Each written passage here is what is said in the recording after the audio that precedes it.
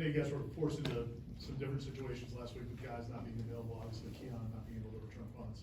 Were you guys encouraging Ja'Kai to be cautious, or does he need, on some of those, could he have come up and maybe helped prevent some of the yardage? You know, I think, well, for one, going into it, I thought Ja'Kai had a really good week of practice heading into it.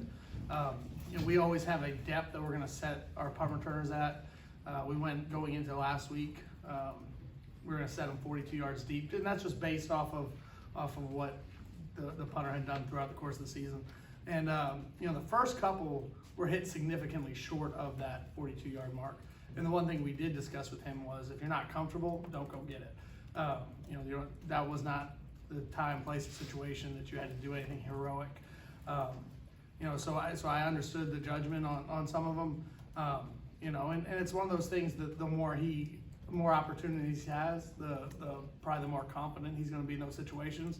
You know, it's hard to get your first game reps in that situation, being back there as a punt returner, but you know, I thought he did a pretty good job. You know, I thought he handled the situation with poise, and he'll be better as he gets more experience going forward. Brendan? Coach Norvell earlier brought up a few of the true freshmen who were up and out on kickoff coverage. I guess, what have you seen from them? How have they impacted the unit positively? Well, you know, as you get in, you know, and I think I said this early in the year, once you get kind of into the year and you get into your depth a little bit, it's really important that when you have a talented group of freshmen like we do, that you really work to develop them and they start playing roles, especially on special teams. You know, there was, you know, I'm assuming that the play coach was referencing was kickoff coverage, and so that was Donnie, that was Blake, that was Justin Cryer, you know, all kind of next to each other, the 4, 5, and 6. And they just did a great job going down and covering. Fundamentally, I think they really started to gain a great understanding of what we're asking them to do. We've been fortunate to be able to play them in the same spots, essentially executing the same responsibilities for several weeks in a row now. And I think you just see that confidence that they're playing faster. They believe in their ability to go do it, and their athleticism is showing. They're really good players. Yes.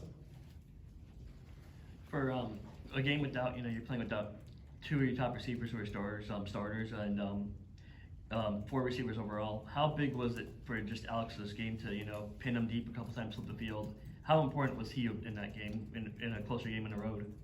Well, yeah, no, I think, you know, anytime you're on the road or you're playing a team that is good defensively, you know, you want to try to set up as many good situations for your offense, and the way you do that is by controlling field position.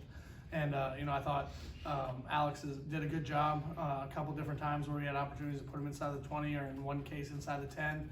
We were probably about 2 or 3 inches away from having one inside the 1. You know, I thought the effort was really good down there, getting down there to cover. But you know, the field position battle is always going to be a critical part of it, especially when you know, you are short a few pieces and you want to be able to put your offense in the best situations that you possibly can. Okay.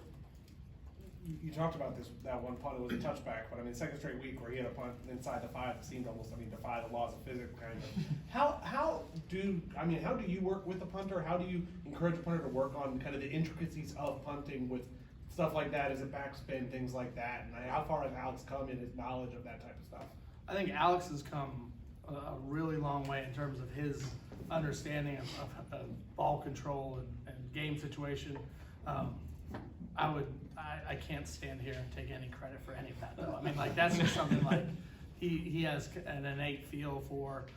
It's one of the advantages of having the Aussie style punter, because of his background playing Australian rules football. Like, his ability to control the ball, put a little bit different spin on it. I don't know if you noticed the one that went out of the 9. You know, he kind of, you know, that was on purpose that he kind of hit it, like, you know, sideways, so it had that spin on it. You know, that's all him, and that's stuff that he works on in the off season, stuff that he works on during practice. And I trust him to use his judgment on when the situation applies for him to go do, you know, execute whatever kick he thinks is best. And he'll ask. He'll say, "Hey, coach, you know, we're at the 50. What do you think here?" And I'll say, "Hey, man, keep it out of the end zone, inside the 10, wherever you feel best. Let's do it." And he'll go out and he'll do it. Corey? They seem to have a pretty electric kick returner. Miami does. I know he ran one back against A&M. He had a big one the other week. Again, I assume that doesn't change what you guys do. You always wanna be good on kick coverage, but a little more focus to detail when it comes to a guy that's proven he can change a game with his speed, and if he gets a crack or two, you might not catch him. Yeah, I don't think as a coach your attention to detail changes. It shouldn't, and I don't think our players' attention to detail really changes. What they might notice, or they will notice, and what they will see as we get into the game prep is some of the success they've had on their kickoff return unit, and so, that's really a challenge. I think our guys are going to take that as a challenge that we feel we have a lot of pride and think we're pretty good at kickoff cover. Obviously, they have a lot of I'm sure pride and feel like they're pretty good at their kickoff return game, and then it's going to be an opportunity to go out there and go put it on display. So I think our guys will be excited for the challenge, but I don't think our attention to detail or our focus on a particular unit changes from week to week, because that's part of, I think, what makes this program successful is that, it's always about being your best regardless of situation.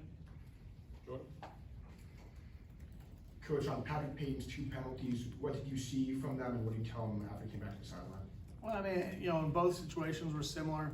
Hands got high, and that's going to be especially on the quarterback. And for the one, he had the batted ball early in the game, and then the penalty that was when he came down to the quarterback. Just you can't follow through. If you're going to go hand up to try to get your hands in throw lanes, you just can't come down and through on a quarterback's head. And the one on the tight end is just some awareness from the standpoint of he was long arm rushing him.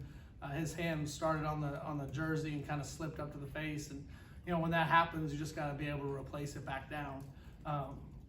Some of those things, the hands in the face and some of that stuff, that could happen. You just got to replace your hand back down, and then we just got to be smart on our follow through, especially on a quarterback in the pocket. Ira? In the transfer portal era where you've got players that coming from different schools in different parts of the country, is there any education about like a rivalry like this, or do guys just know because it's Florida State Miami? I think it's probably a combination of both. I think you bring up an interesting point with a lot of guys who are going to be kind of going through this for the first time. But coach addresses it a little bit.